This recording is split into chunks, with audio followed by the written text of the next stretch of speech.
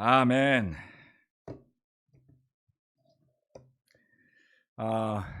여러분 너무 반갑고요.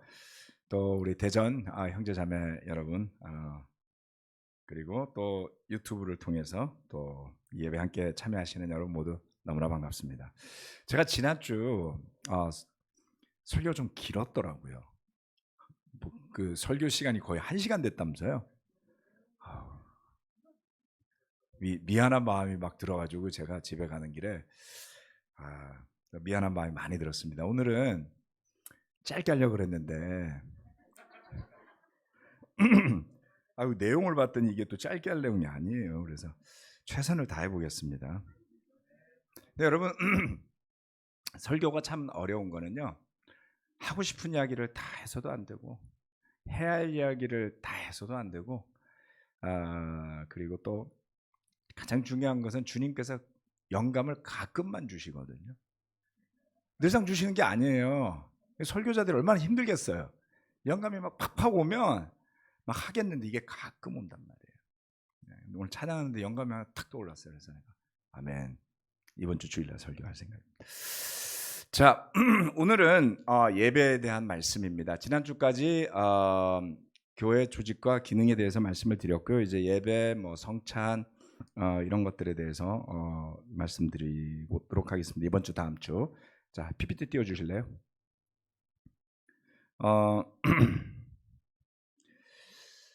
자, 참되게 드리는 예배입니다. 요한복음 4장 23절로 24절 말씀. 참되게 예배를 드리는 사람들이 영과 진리로 아버지께 예배를 드릴 때가 온다. 지금이 바로 그 때이다. 아버지께서는 이렇게 예배를 드리는 사람들을 찾으신다. 하나님은 영이시다. 그러므로 하나님께 예배를 드리는 사람은 영과 진리로 예배를 드려야 한다. 아멘. 우리가 너무나 잘 알고 있는 말씀이에요. 어떤 분들 아마 암송도 하셨을 거고요. 중요하다라는 것은 알고는 있지만 영과 진리로 아버지께 예배를 드린다는 게 도대체 뭔가? 세례받은 지 30년 넘으신 분도 계시잖아요. 조금 전에 예배 전에 우리 조한진 형제랑 같이 잠시 교제하면서 진정한 원로인 분이잖아요. 그렇죠? 연세로 보나 경력으로 보나 그동안 지켜왔던 삶의 여정으로 보나. 예. 근데 수십 년 동안 이렇게 예배를 드리시면서 지속적으로 헌신한다는 건 쉬운 거 아니죠. 마음 지키는 거 쉽지 않죠. 예. 그런 면에서 저는 굉장히 존중하는 마음이 있습니다. 존경하는 마음이 있고요. 그런데 아마도 우리가 이런 질문을 30년 이상 예배를 드린 분한테도 영과 진리로 드리는 예배가 어떤 거예요? 라고 물어보면 여러분 어떻게 답변하실 수 있습니까? 이런 거 시험을 안 봤잖아요, 우리가. 시험 안 보면 문제가 답을 못 해요. 답도 많고 제각각이고 각자의 신학들이 있다고 그랬죠, 제가. 예. 자, 그래서 오늘은 그게 어떤 것인지를 조금 말씀을 통해서 한번 각각 생각해 보시고 그러한 것들을 연결해 보는 시간이 되었으면 좋겠습니다. 첫 번째, 영과 진리로 드리는 예배입니다. 우리가 신약 시대의 교회를 계승하는 교회고 싶잖아요. 그렇죠? 흔히 이야기하는 초대교회죠. 가능하면 그것을 계승하고 그 모습을 복원하고 싶잖아요. 그래서 환원운동이라고 붙였잖아요. 환원이란 말이 뭡니까? restoration이라는 게 갑자기 어디서 사라진 걸 복원한다는 뜻이거든요. 예, 마치 고고학자들이 어떤 그 유물들을 되살려 놓듯이, 그렇죠? 그래서 예배에 대한 것들도 끊임없이 우리는 고민하고 생각해 봐야 됩니다. 여기에 보면 예배라는 단어가 뜻하는 것은 엎드리다, 절하다, 입맞추다 이런 뜻이라는 것이죠. 굳이 안 읽어도 됩니다. 헬라어로. 제가 헬라어 가끔 설명드렸더니 힘들어하시는 분들이 되게 많더라고요. 내가 너무 미안했어요. 여러분의 그 외국어를 공부할 때 느꼈던 그 트라우마 이런 게 막 되살아나시나 봐요. 그래서 공개적으로 사과 말씀드리겠습니다. 그래서 안 읽어요, 헬라어. 그죠? 안 읽습니다. 그런데 그 예배를 영, 진리 이런 단어를 썼거든요. 뭐 푸뉴마티코, 알레데이아 이런 단어를 썼는데요. 결국 예배를 드리는 행위 자체는 우리 모두가 설교자를 포함해서 하나님께 엎드리는 거잖아요. 그 뜻대로라면 그렇죠. 하나님 앞에 낮아지는 자리가 예배여야 한다라는 것이죠. 그런데 저는 제 자신과 우리 교회의 모습을 돌이켜 보면 우리 예배의 중심에는 뭐가 있었나라는 겁니다. 우리가 자랑스럽게 생각하는 우리 그리스도의 교회 예배의 유산은 어떤 거예요? 여러분은 뭐라고 보십니까? 우리 예배의 특징 중에 하나는요, 매주 성찬을 한다는 거예요. 그렇지 않나요? 그 굉장히 큰 유산이고 특징이에요. 또 우리 예배 특징이라고 한다면은 아카펠라 찬양한다는 거예요. 또 우리 예배의 특징이라고 한다면은 사람들 얼굴이 밝다는 겁니다. 그렇지 않나요? 우리는 때로 좀 우울한 것 같은데 그래도 교회 처음 오시는 분은 무조건 밝대요. 예, 여러분 밝습니다. 그래서 워낙 밝아서 좀 어두워져도 여전히 또 밝은가 봐요. 그리고 우리 예배의 특징 중에 하나는 졸리지 않다는 거예요. 안 그래요? 저 고등학교 다닐 때 성가됐는데요, 예외 없이 매주 예배 때 졸았어요. 그렇지 않나요? 네, 카톨릭 예배는 가면 졸기 어렵게 해놨어요. 일었다 앉았다 무릎 꿇었다 섰다 계속 이걸 해야 되거든요. 네, 그래서 피곤합니다. 근데 우리 예배는 계속 앉아 있는데도 희한하게 잘 졸리지 않는 예배예요. 뭐예요? 설교자가 설교를 와닿게 한다, 공감되게 한다. 잘 보면 우리 예배에 굉장히 큰 중심 안에 설교가 있어요. 제가 말씀드린 모든 것들이 있는데요.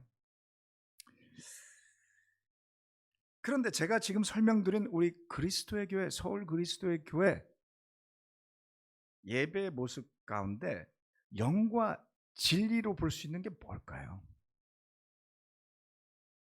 설교 말씀을 진리라고 볼 수 있겠죠? 그런데 종종 설교는 논란에 휩싸이기도 하죠. 진리라면 왜 논란에 휩싸여야 됩니까? 해석이 구구각각이고 설교자가 제각각이기 때문에 그런 겁니다. 굉장히 어려운 일입니다. 결국 오랜 시간을 흐르면서 성찬 메시지에 대한 쉐어링에 대한 불만은 아주 가끔 있어요. 너무 길었다. 길게 하는 사람만 문제예요. 다른 불만은 제가 30년 동안 들은 적이 없어요. 근데 설교에 대한 불만은 정말 다양합니다. 길었다만 나오지 않죠.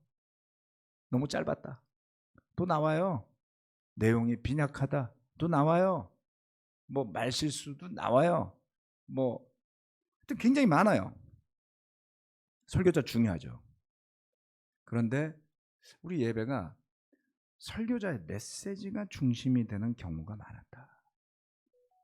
제가 이게 뭐 나쁘다 뭐 어떻다 이런 거 아니잖아요. 저는 그렇게 느낍니다. 그런데 정말 중요한 예배의 중심은 설교자가 아니라 하나님께 드리고자 하는 진정한 마음과 믿음의 자세 아닌가요? 온전히 주님 앞에 엎드리는. 그런데 우리가 설교 중심으로 예배를 운영하다 보니까 설교자도 오버하게 될 때가 있고요. 그 다음에 형제자매들도 리액트 할 때가 있어요. 설교자와 청중이 공히 실수하거나 죄 짓는 일이 예배 안에 벌어진다라는 거죠. 이건 굉장히 서글픈 일 아닙니까? 왜요? 영과 진리로 드려야 할 예배라는 것을 잊어버리고 우리가 공동으로 모여서 진행하는 하나의 리추얼, 예식화되었기 때문이에요. 마치 명절날 온 가족이 모여서 제사 드리면 늘상 홍동백선이 뭐니 어쩌니 하면서 논쟁이 벌어지고 했던 것과 아주 유사한 거죠. 그 리추얼은 누가 더 잘하느냐, 누가 더 잘 아느냐, 무엇이 더 맞느냐에 대한 논쟁이 끝없이 벌어질 수 있죠. 그런데 모두가 엎드리는 예배라면 그 자리는 논쟁하는 자리가 되어서는 안 되겠죠. 그래서 예배를 드리기 위해 모인 사람들의 마음 속에 설교자가 자리해서는 안 된다. 하나님을 향하는 영과 진리가 없으면 아버지가 찾으시는 예배가 되지 않는다라는 것을 저는 확실하게 말씀드릴 수 있어요. 여러분 생각해 보세요. 그러면 설교자는 영성을 어떻게 지킬 거예요? 뭘로 지키죠? 콰이타임 통해서요?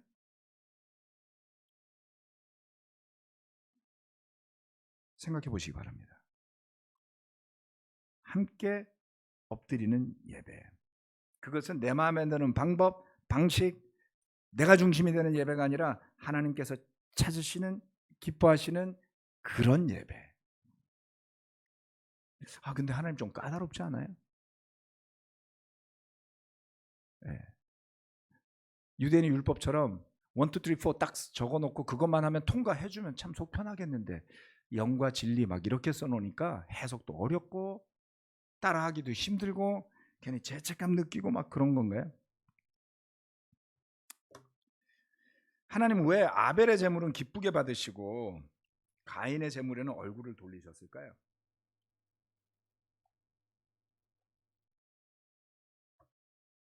광야로 예배드리게 나왔던 이스라엘 백성들은 언제쯤 제대로 된 예배를 드렸었을까요?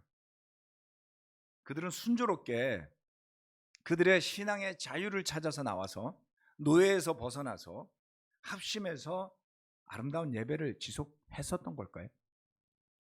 네. 자, 광야 이스라엘 백성들이 드리던 예배가 만난 장애물들이 있었습니다. 민수기 12장 1절로 2절 말씀. 모세가 구스 여인을 데리고 왔는데 미리암과 아론은 모세가 그 구스 여인을 아내로 맞았다고 해서 모세를 비방하였다. 주님께서 모세와만 말씀하셨느냐? 우리와도 말씀하시지 않았느냐? 그들이 이렇게 말하는 것을 주님께서 들으셨다.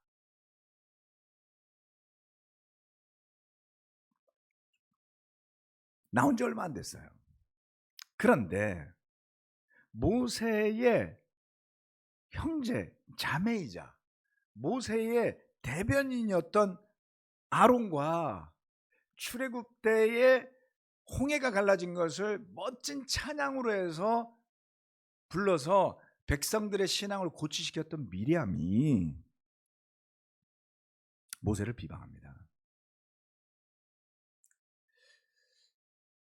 불평이었죠. 네. 뭐가 문제였죠? 미리암의 불평을 살펴보면, 네. 미리암의 불평을 살펴보면 그 이유를 알 수가 있습니다. 왜 모세만 하나님과 이야기하는 것처럼 말하느냐? 왜 너만 특별한 척 하느냐? 하나님이 우리와도 말씀하시지 않았느냐? 뭐가 문제죠? 하나님 말씀하셔서 뭐 문제가 있나요? 자기들한테도 말씀하셨으면 말씀하신 거지. 뭐가 문제예요? 백성들이 그만큼 알아주지 않았었던 거죠. 그죠? 모세가 뭐 그들의 입막음을 했을 리는 없잖아요. 뭔가 균열이 생겼습니다. 왜 당신만 하나님의 대변인인 것처럼 행동하느냐? 이런 주장이잖아요. 그런데 이런 마음 속에 하나님 앞에 엎드리는 자세가 있느냐라는 겁니다.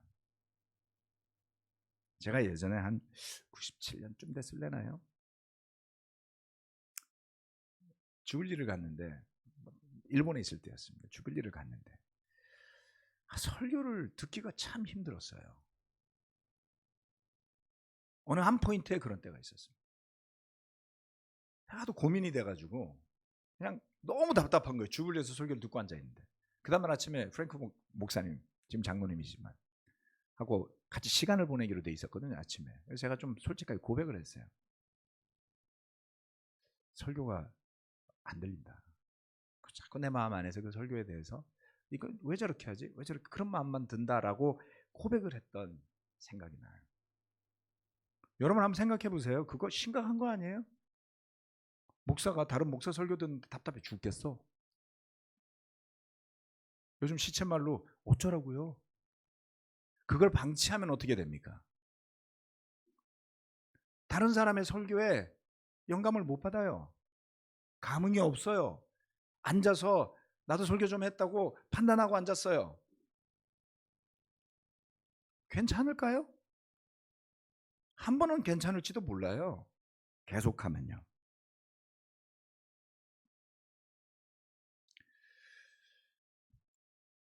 그것은 하나님 앞에 엎드리는 태도가 아니었기 때문에 제가 두려움을 느꼈던 겁니다. 얼마나 그분이 애써서 준비했을 거예요. 그렇지 않아요?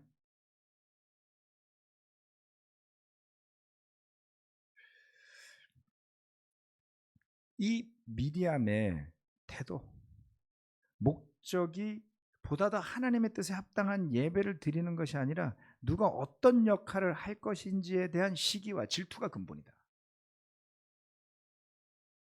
그러면 미리암이 예배 드릴 때 이스라엘 백성들이 뭔가 할 때 미리암의 역할이 뭐였던 거죠? 우리 모르잖아요. 미리암이 태도 가질만 했죠. 모세가 실수했네. 미리암도 배려도 해주고 그랬어야지. 이런 말은 우리가 쉽게 할 수 있습니다만, 그런데 하나님이 그 말을 들으셨대잖아요. 민수기 12장 4절로 10절입니다. 주님께서는 모세와 아론과 미리암을 당장 부르셨다. 너희 셋은 회막으로 나오너라.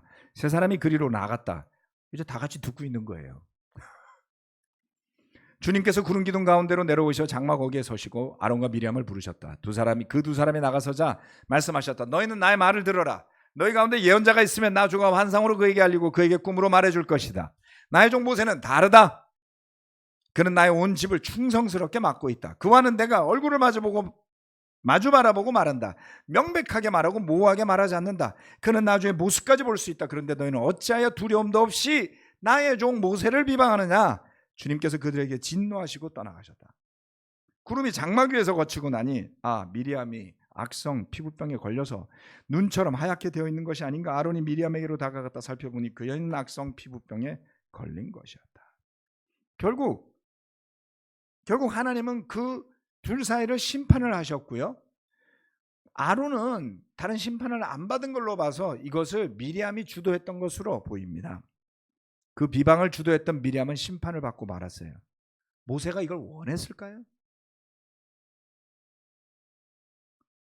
모세가 이 일을 일으켰습니까? 원하지도 않았고 자기 누이가 이런 악성 피부병, 문둥병이잖아요. 이걸 걸리기를 바라는 형제가 어디 있겠어요? 다음의 경우를 한번 살펴보겠습니다. 고라의 반역의 이야기도 있습니다. 전 이 설교하는 거 굉장히 좋아하지 않고요.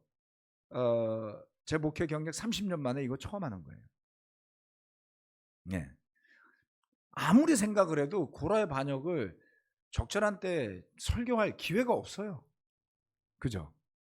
그런데 예배와 관련해서 우리가 봐야 할 말씀이기 때문에 함께 보는 겁니다. 신명기 16장 1절로 3절 말씀. 이스할의 아들 고라가 반기를 들었다. 그는 고핫의 손자이며 레위의 증손이다. 엘리압의 아들인 다단과 아비람 그리고 르우벤의 손자이며 벨렛의 아들인 온도 고라와 합세하였다. 그들이 모세를 거역하여 일어서니 이스라엘 자손 가운데서 250명의 남자들이 합세하였는데 그들은 회중의 대표들로 총회에서 뽑힌 이들이었으며 잘 알려진 사람들이었다. 그들이 모세와 아론에게 대항하여 모여서 항의하였다. 당신들은 분에 넘치는 일을 하고 있어 온 회중이 다 거룩하고 그들 가운데 주님께서 계시는데 어찌하여 당신들은 주님의 회중 위에 군림하려 하오. 이번에는 백성의 지도자 중에 한 명 고라가 반기를 들었습니다. 여러분이 잘 아시는 시편의 고라 자손이라고 하는 그 자손들의 조상 고라가 맞습니다. 회중의 대표들 250명이 그에게 합세하였어요. 미리암과 아론의 이의제기는 여기에 비하면 완전 애교 아닌가요? 잘 알려진 총회에서 대표로 뽑힌 이들이 왔습니다. 대표 성도 가지고 있죠. 이들의 주장을 한번 살펴봅시다. 뭐라고 이야기합니까? 잠깐만요. 제가 정리를 안 해놨군요. 자, 온 회중 각자가 다 거룩하고 그들 가운데 주님께서 계시는데 어찌하여 당신들은 주님의 회중 위에 군림하려 하오? 모세가 군림했나요? 모세의 역할을 누군가는 백성 위에 군림하는 것으로 봤고요. 그리고 그 모세가 백성 한 명 한 명을 존중하지 않는다라고 판단했죠. 그래서 회중을 굉장히 지켜 세웁니다. 온 회중 각자가 다 거룩하고, 이건 선동이죠. 다 거룩해요? 율법 보면요, 그 안에 도둑질하는 사람도 있고요, 살인자도 나오고요, 별의별 게 다 나오잖아요. 그들이 거룩하게 될 수 있는 방법이 있죠. 그러나 그들 모두가 거룩한 건 아니에요. 맞는 것 같은데 틀리고 선동하는 표현이었습니다. 사람을 기쁘게 하는 거였죠. 거짓 비방이었습니다. 모세는 애시당초 이 군중 위에 군림하려고 시작한 사람이 아니었잖아요. 그는 광야에서 양치면서 행복하게 살고 있었어요. 하나님이 가라고 해서 싫다고 하다가 마지못해 나선 사람이 모세였어요. 여러분이 모세였다면 광야에서 이런 일이 일어날 때마다 어떤 생각이 들었을까요? 거봐요, 주님, 제가 안 한다 그랬잖아요. 이러지 않았을까요? 제가 말재주가 없다 그랬잖아요. 보세요, 쟤들 저럴 줄 저 알았어요. 옛날에 제가 살려주려고 그랬더니 저를 고소했던 게 바로 이 사람들이잖아요. 저는 정말 이 히브리인들 지긋지긋하거든요. 광야에서 양이나 치고 잘 살던 저를 왜 불렀나요? 요러고 말하고 싶지 않았을까요? 그는 주님의 명령에 마지못해 순종했어요. 그리고 백성들에게 주어진 모든 내용을 하나님의 계시를 통해 주어졌던 뭡니까? 백성들한테 전달했던 건 하나님의 지시, 하나님의 율법, 하나님의 교훈들이었습니다. 즉 하나님의 뜻이 모세를 통해 전달된 거였죠.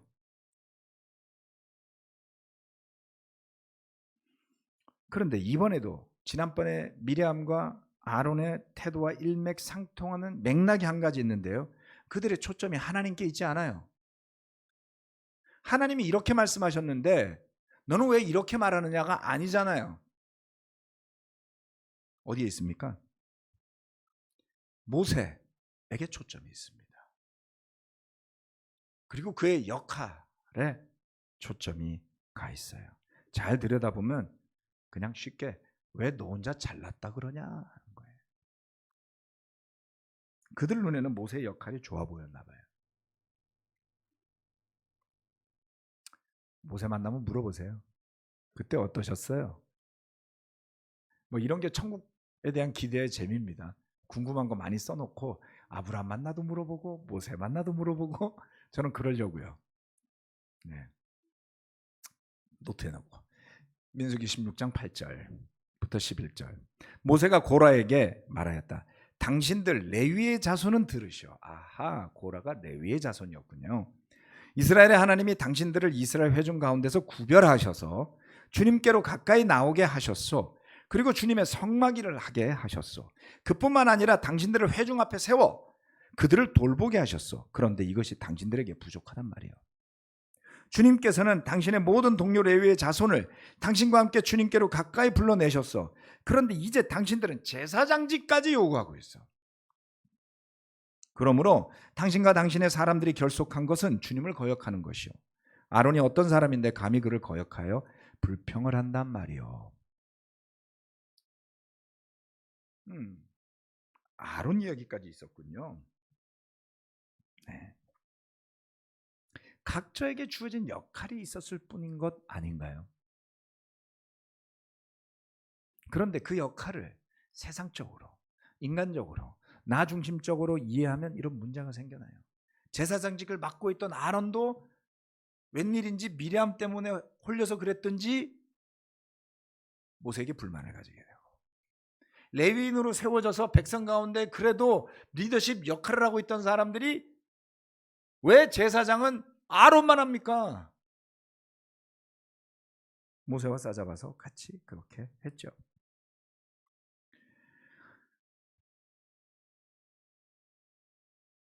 역할을 탐내고 그런 탐심이 하나님께 예배드리는 자의 마음과 태도를 넘어서게 되면 발생하는 문제가 이런 일입니다.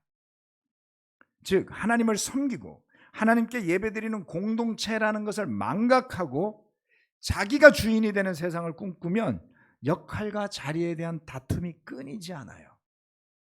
바울이 그렇게 얘기했죠. 경건은 이익의 수단으로 생각하는 사람들에게 끊임없는 다툼이 있다고요. 제가 정말 감사하는 것 중에 하나는 우리 잠실교회에서 2015년도부터 각각 예배를 위해서 역할을 맡으신 분들이 있었어요. 다양한 역할이 있죠. 그런데 시간이 흐를수록 그분들이 제 지시만 기다리거나 제 조언만 기다리는 게 아니라 서로 간에 협력하는 법을 배워가시기 시작했어요. 여러분, 우리 교회가요, 목사 말 말고는 남의 말을 잘 안 듣는 교회였어요. 증거가 있습니다. 제가 2001년에 동경에서 왔더니 주일학교 교사를 저한테 뽑아달래요. 그때 목사가 뽑았어요. 부탁을 했단 말이에요. 300명이 있는 그룹이었는데 싱글이 100명이 있었어요. 그 100명에 싱글이 200명이 있었습니다. 우리 그룹에 결혼부가 100명이었고 그 200명의 싱글들 가운데 주일학교 교사를 뽑으려고 그러니까 너무 힘든 거예요. 다들 바쁘죠. 힘들죠. 주중에도 애들 데리고 오니까 교사 뽑았어야 되고요. 주일로 교사 뽑았어야 되고요. 한 달이 왜 이렇게 빨리 지나갔는지. 그런데 주일학교 담당을 하고 있는 형제나 자매는 교사를 뽑을 엄두도 못 냈어요. 누구도 그들의 말을 듣고 주일학교 교사를 하려고 하지 않았기 때문이죠. 이거 아셨나요? 그리고 많은 학부모들은 불만이 많았습니다. 주일학교가 왜 이 모양이냐, 우리의 필요가 채워지지 않는다. 우리 교회에 많은 형제 자매들이 서로의 이야기를 듣고 기꺼이 봉사할 만큼까지 성숙하는 데 걸린 시간이 20년이 넘어요. 저는 이것을 쉽게 보지 않는다라는 뜻입니다. 네. 우리가 함께 몇 년 전에 크리스마스 때 연합 예배 드릴 때 어셔하던 형제가 인도자들한테 다 같이 모이니까 우리 예배당 청소 좀 합시다라고 했더니 1시간 반 전에 와서 청소들을 하고 있었어요. 제 기억으로 한 30명 왔었어요. 제가 그걸 보면서 너무 감사했어요. 주일학교 교사 현금 형제가 뽑았잖아요. 그리고 박힌 집사님이 협조해 주잖아요. 주일학교로 해서 그렇게 봉사하는데 현금 형제는 집사도 안 됐어요.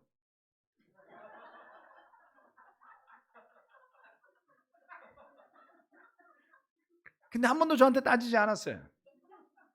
목사님, 제가 희진형이나 변경보다 못한 게 뭐가 있습니까? 봉사는 제가 더 많이 하는 것 같은데요.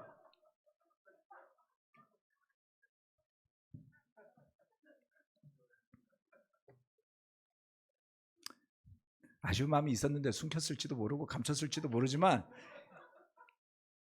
저는 그렇게 느끼지는 않습니다. 봉사하는 사람이 어디 한둘이라지요. 그렇지 않습니까? 그리고 최근 몇 년 동안 두 집사님이 여기저기서 욕 많이 먹는 걸 보면서 한 번 더 생각하셨을는지 모르겠어요.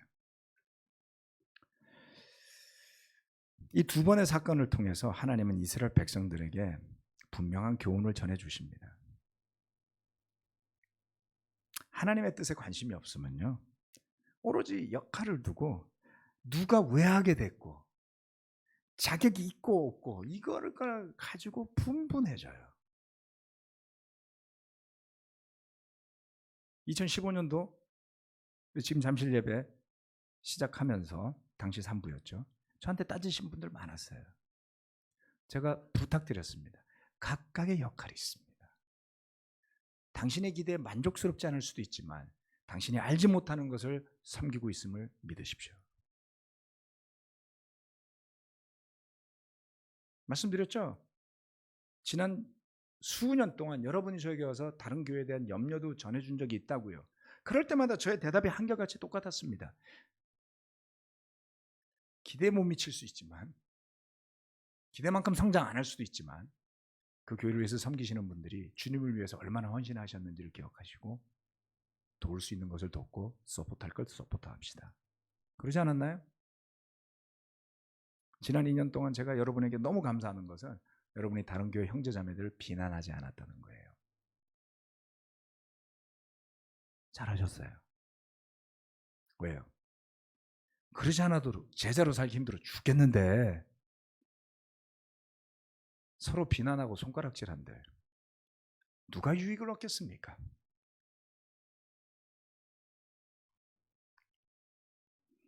하나님의 뜻이 어디 있을까요?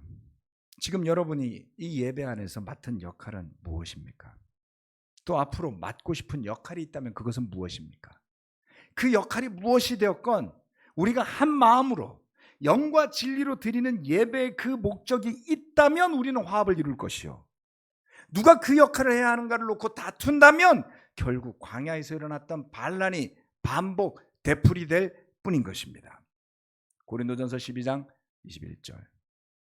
그러므로 눈이 손에게 말하기를 너는 내게 쓸데가 없다 할 수가 없고 머리가 발에게 말하기를 너는 내게 쓸데가 없다 할 수 없습니다. 그뿐만 아니라 몸의 지체 가운데서 비교적 더 약하게 보이는 지체들이 오히려 더 요긴합니다. 그리고 우리가 덜 명예스러운 것으로 여기는 지체들에게 더욱 풍성한 명예를 덧입히고 볼품없는 지체들을 더욱더 아름답게 꾸며줍니다. 그러나 아름다운 지체들은 그럴 필요가 없습니다. 하나님께서는 몸을 골고루 짜맞추셔서 모자라는 지체에게 더 풍성한 명예를 주셨습니다. 그래서 몸에 분열이 생기지 않게 하시고 지체들이 서로 같이 걱정하게 하셨습니다. 아멘. 제가 몇 달 전인가요? 발가락 이야기를 좀 해드렸었죠. 반복하지는 않겠습니다만은 사도 바울이 교회를 묘사한 이 지체론에 대해 더 깊은 이해가 필요하다고 저는 믿습니다. 우리가 육신을 입고 사는 동안에 어떤 지체는 더 약하게 보이고 좀 덜 명예스럽게 보이는 현상을 피할 수 없다고 생각합니다. 오랜 시간 목회하면서 가장 주의하고 세심하게 마음을 살피는 일은 남을 판단하는 일이에요.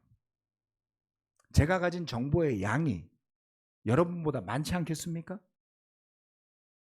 들은 이야기, 경험을 통해서 본 것, 저의 판단, 이런 것들을 다 합치면 정보가 많을 거예요. 근데 정보가 많으면 무슨 문제가 생깁니까? 내가 다 아는 것처럼 생각하고 싶어지죠. 한때 그런 오만함에 빠졌던 때도 있었습니다. 그런데 실수들을 통해서 깨닫게 되었어요. 내가 저 사람을 다 알 길이 없구나. 내가 알고 내가 저 사람을 판단하는 그 근거가 되는 것은 저 사람의 아주 극히 일부분에 불과한 것이로구나. 그 짓을 계속 반복하다가는 내 영혼이 지옥에 가겠다라는 거예요. 목회자가 신경쇠약에 걸리는 지름길은 그겁니다. 맨날 예배당에 와서 누가 왔나 안 왔나 살펴보고 사람이 많나 적었나 생각하고. 여러분 안 그럴 것 같아요? 저도 그랬던 적이 있어요. 동경에서. 서울에 와서는 그래 본 적이 없습니다. 사람이 많건 적건 마음을 바꿨으니까요. 동경에서 10명으로 시작한 미니스트리가 계속 세례받고 성장해서 30명 40명인데 여러분 40명 앉아 있으면요 누가 왔는지 안 왔는지 바로 보이잖아요. 설교하면서도 걔가 왜 안 왔지 이 생각이 들어요. 그러면서도 설교가 가능하냐고요? ADHD라서.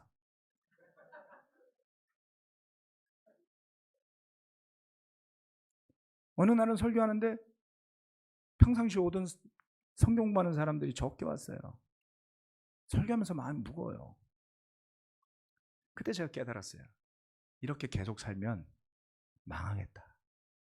신경쇠약 안 걸리겠습니까? 네. 그래서 호주의 연구소에서 목회자들을 건강을 추적해 봤더니 심혈관계 질환으로 사망할 가능성이 아주 높은 직업이라는 거죠. 다행히도 심장 전문의인 우리 박영훈 형제가 옆에 있어서 저는 좀 보호받고 있다고 믿습니다. 네. 역할을 하고 싶습니까? 아멘. 소중한 마음이에요. 그렇다면 여러분에게 주어진 역할에서부터 시작해서 주님께서 그 기뻐하시는 뜻을 따라 예배드리는 일을 섬기기에 합당한 역할을 주시기를 소망하십시오. 그 역할이 어떤 역할이 되었건 함께하는 것에서 의미와 가치를 찾으시기를 권해드립니다. 남의 역할을 절대 탐내지 마세요. 여러분이 알지 못하는 어려움이 어떤 역할에든 도사리고 있다는 사실이죠. 자, 그래서 아름다운 지체들, 아름다운 예배. 골로새서 3장 1절로 3절. 그러므로 여러분이 그리스도와 함께 살려주심을 받았으면 위에 있는 것들을 추구하십시오. 거기에는 그리스도께서 하나님의 오른쪽에 앉아 계십니다. 여러분은 땅에 있는 것들을 생각하지 말고 위에 있는 것들을 생각하십시오. 여러분은 이미 죽었고 여러분의 생명은 그리스도와 함께 하나님 안에 감추어져 있습니다. 아멘. 3장 15절로 17절 마지막 말씀입니다. 그리스도의 평화가 여러분의 마음을 지배하게 하십시오. 이 평화를 누리도록 여러분은 부르심을 받아 한 몸이 되었습니다. 또 여러분은 감사하는 사람이 되십시오. 그리스도의 말씀이 여러분 가운데 풍성히 살아있게 하십시오. 온갖 지혜로 서로 가르치고 공부하십시오. 감사한 마음으로 시와 찬미와 신령한 노래로 여러분의 하나님께 마음을 다하여 찬양하십시오. 그리고 말이든 행동이든 무엇을 하든지 모든 것을 주 예수의 이름으로 하고 그분에게서 힘을 얻어서 하나님 아버지께 감사를 드리십시오. 아멘.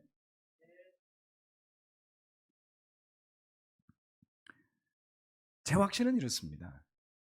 제가 감사하지 않으면 저한테 문제 있는 거예요. 그죠? 얼마나 감사한 삶이에요. 몸 건강하죠? 정신이 가끔 왔다 갔다 해도 멀쩡하죠? 가족도 있죠? 멋진 아들들도 있죠? 저 좋아해주는 친구들도 있죠? 믿고 함께 일해주는 놀라운 리더십 팀이 있죠? 자랑하고 싶지만 생략하겠습니다. 힘들어하는 사람도 있을까 봐. 잠실교 리더십 팀 짱입니다. 네. 하나님 주신 축복이잖아요. 근데 제가 막 불행해요. 제가 막 만족스럽지 않아요. 그럼 뭐 문제 있는 거 아닌가요?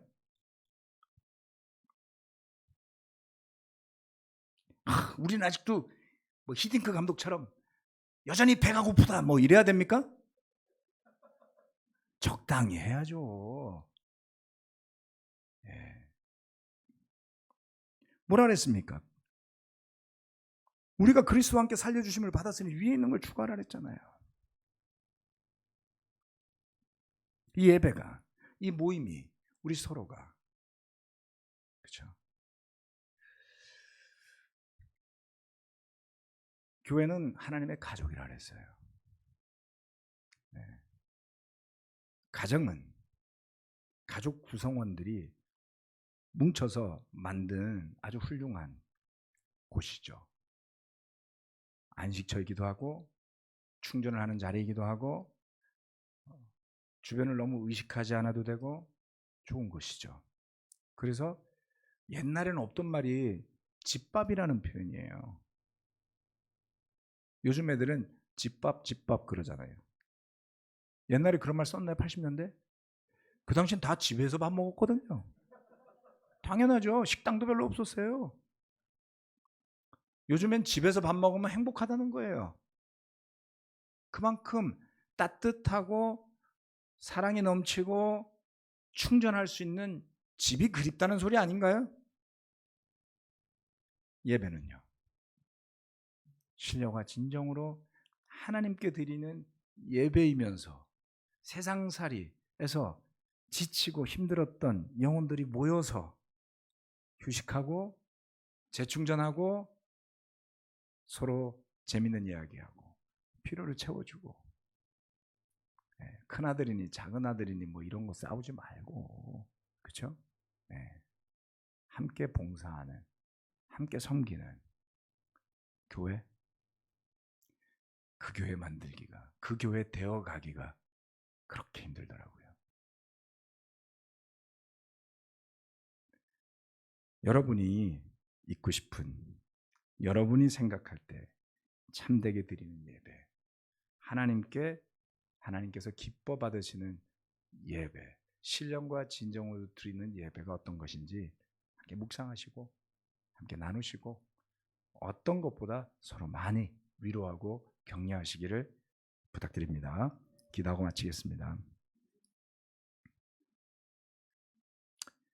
하나님 아버지, 오늘 구약의 말씀들, 또 복음서의 말씀들, 서신서의 말씀들을 통해 예배가 무엇인지, 어떻게 되어야 하는지, 주님께서 영과 진리로 예배를 드려야 할 때가 온다고 하신 말씀이 무엇인지 되돌아보는 시간을 가졌습니다. 우리 모두의 마음속에는 정말 다양한 기억들과 생각들과 감정들이 성령님의 역할과 뒤섞여 있습니다. 교통 정리가 되지 않고 잘 정돈되어져 있지 않으면 영성도 참으로 혼란스러워집니다.